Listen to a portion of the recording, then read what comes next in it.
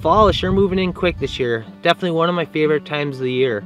I love the cooler temperatures, getting to see the leaves change, and then seeing all that work that you put in all summer, how things turned out, putting things into the freezer and into jars. Last weekend we crawled into the car and headed off towards the far northern parts of Minnesota. So we really had quite the adventure getting out there, heading off into the real dark, dealing with all the rain and all the standing water.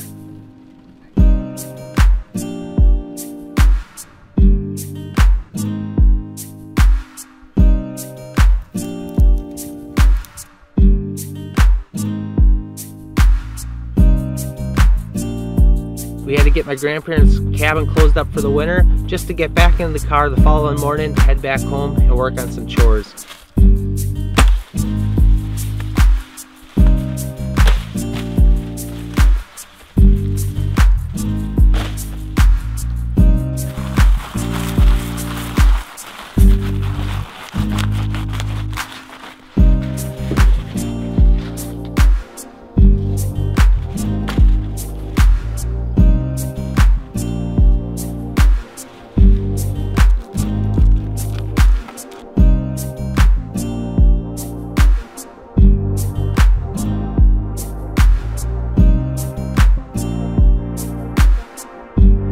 So a big part of the reason we were in such a hurry to get back into town is we wanted to attend one of the fall harvest festivals. It's a great opportunity to get out, know your community, help support each other, and a little bit of free entertainment as well.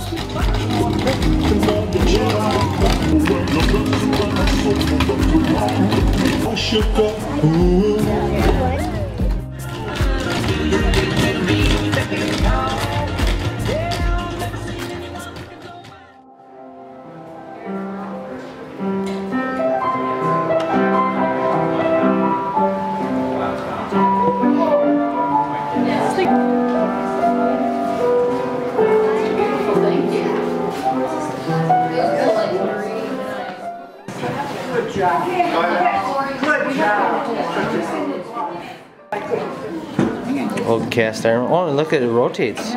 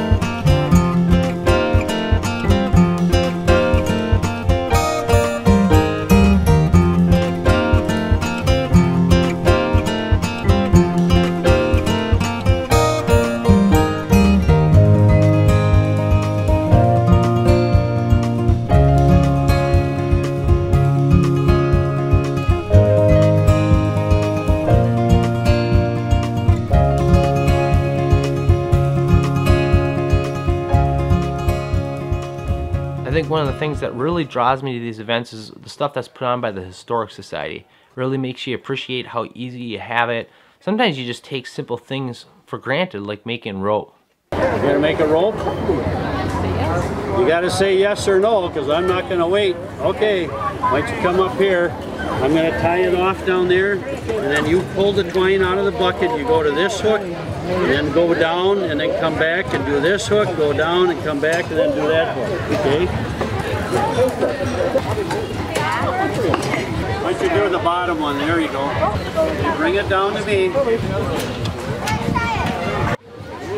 on the top hook.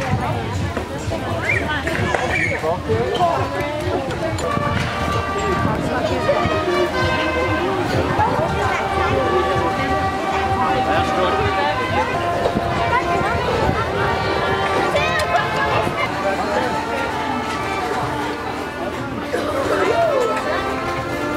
Now I need that cone-shaped spreader bar there.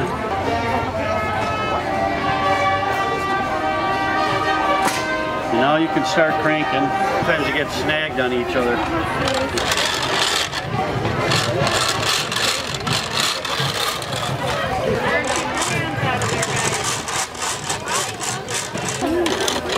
So did they ever make these bigger so you get a more mechanical advantage? Oh, you know, I haven't seen any old ones much bigger. Once you come down here, I don't know how they made real big ropes, but I made that rope with it, and you'd have to really put some muscle into it. You know, they should have made them with longer handles, and that's what I'm going to have to make one that the kids can.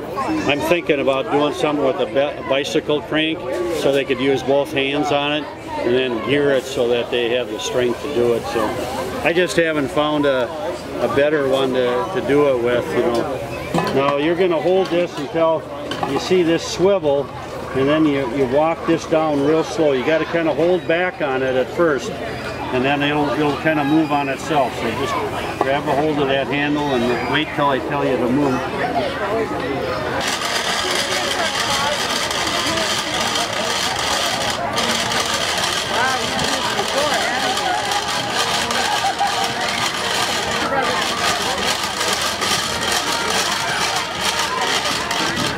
So then what are the weights for? Is it just to kind of put a certain amount? It shrinks as it's twisting.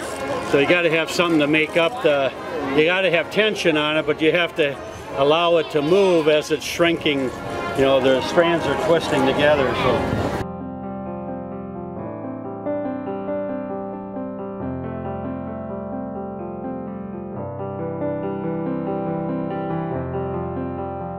There you go. Now you can jump rope and get in shape. So as I watch around this event, I just couldn't help but get sucked in. It was very fun to kind of pull things apart, look at how some of the old buildings were constructed, looking at some of the tools like I mentioned before.